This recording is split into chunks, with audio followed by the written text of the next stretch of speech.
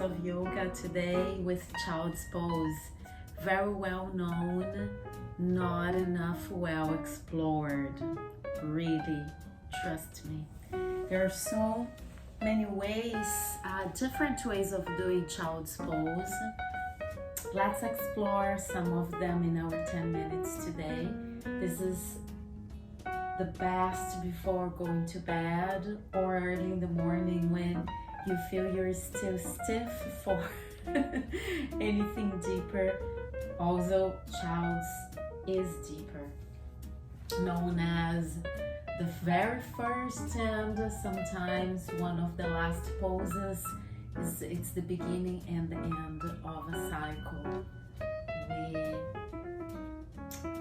honor that to child's pose.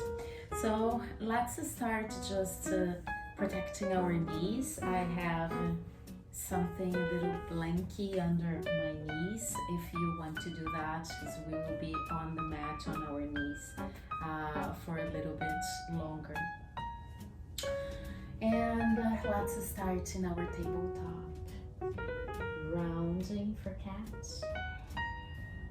and arching for cow. And as we round this time, let's separate our knees more, almost mat width. Inhale and exhale. One more. Breathe in and breathe out. Okay, beautiful. So the classic alignment, knees apart more than hip width and big toes together. Sending the hips towards the toes.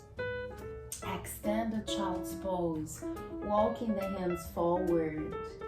And some schools preach that we have to touch the chest and the chin to the ground, which is a little bit too deep for many of us. So we will start a little bit slowly to get there. Let's start with our elbows against the mat, releasing the neck, taking a couple of long breaths. And I will suggest just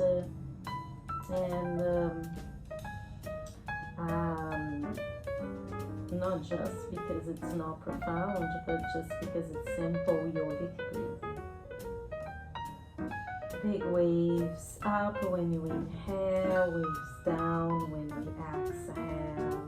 Expanding in the inhalation and contracting in the exhalation. You might be feeling your hip flexors, a little bit of the inner thighs.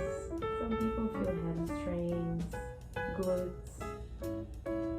The only thing, if you feel intense pain in the knees, then I suggest using also a blanket against the back of your knees, so you open a little bit more space there.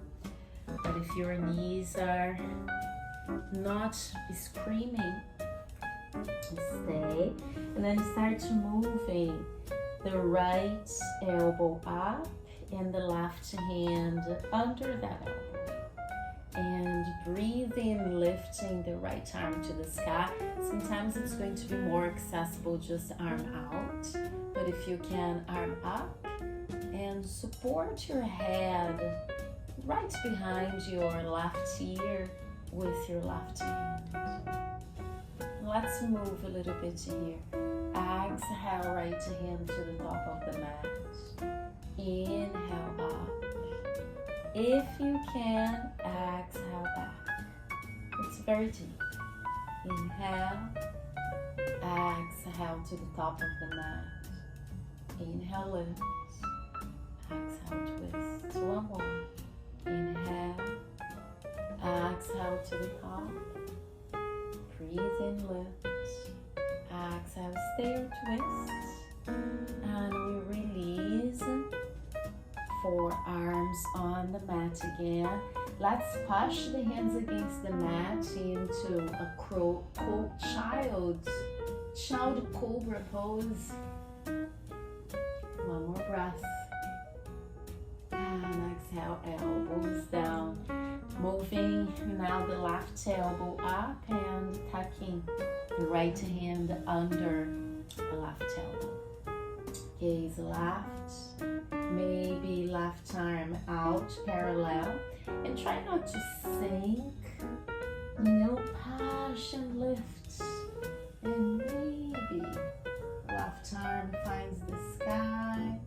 We exhale to the top of the mat. We breathe in, lift. We exhale, twisting, forcing. Breathing sky. Exhale, earth. Inhale up. Exhale, twist. Breathing sky. Exhale, mat. Inhale up. Exhale, stay, twist. Release. Bringing the arms in Sphinx pose again. Stay or push into that cobra, child's cobra pose. This time, tuck the chin down and push the back of your neck to the back of your room. Breathe in. Inside out. Beautiful. From here, we'll rest a little bit. Let's use blocks. If you choose blocks down on the mat, it's a little bit more accessible. If you choose blocks up, it's a little bit more pungent. So I'll do blocks up. Amazing for our shoulders, to include shoulders. Bringing the forearms and elbows to the blocks and the forehead to the mat.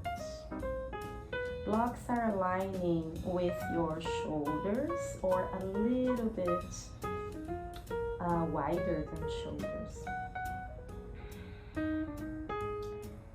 Start breathing in deeply through nostrils. We'll hold there. And exhaling the count of 5, 4, 3, 2, 1. Breathing deeply from down now. Exhale. 5, 4, 3, 2, 1.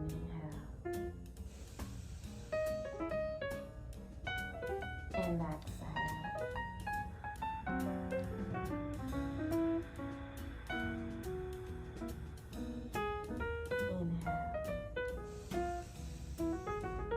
Last one. Exhale for 5.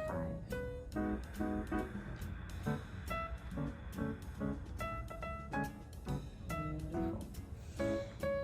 And moving the blocks to the side.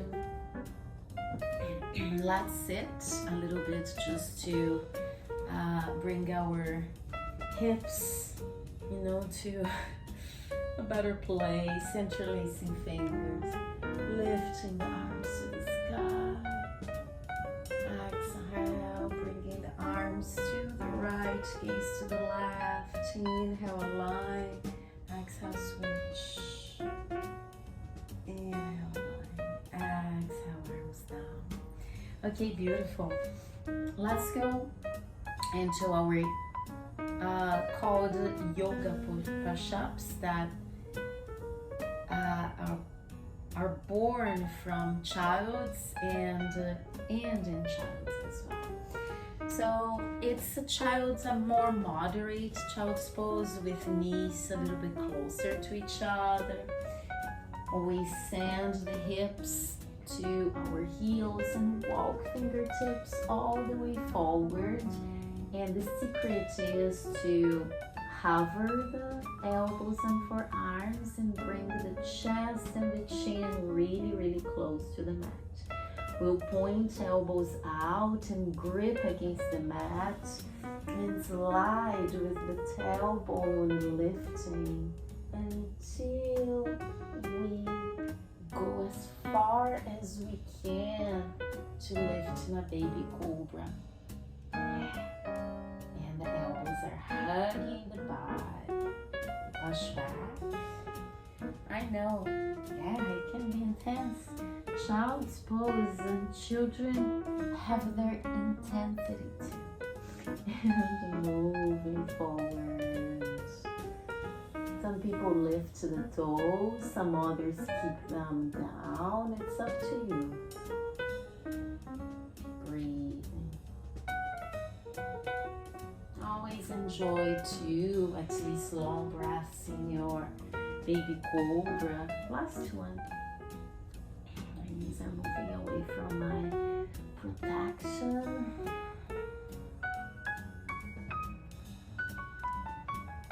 If you want to prepare yourself to get a stronger chaturanga, do this every day. You will see. Amazing. Let's separate the knees again. Sitting on heels. Our traditional child's pose. Keep your right hand forward and tuck your left arm out under the right and rest your left ear or cheek down. Take a couple of long breaths. Such a great pose for shoulders and hips at the same time. One more breath. Sliding the right hand to push the mat in front of your face and come back to center. Threading the needle from child's. And now through the left side, right arm goes as far as possible before we find the ground, and then you walk your left fingertips forward. I like keeping my left arm energized and just fingertips on the mat, but some people also prefer softening it down. Both are really good. Couple more breaths.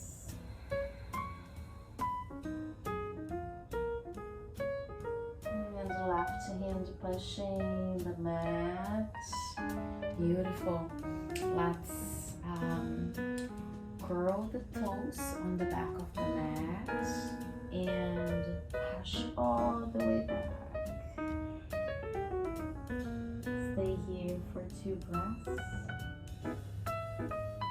And when you're ready, you just sit on the mat. You can cross your legs, meditate, breathe. There are more videos about that. We haven't reached our 10 minutes or lie down and surrender in Shavasana. Enough of child's pose.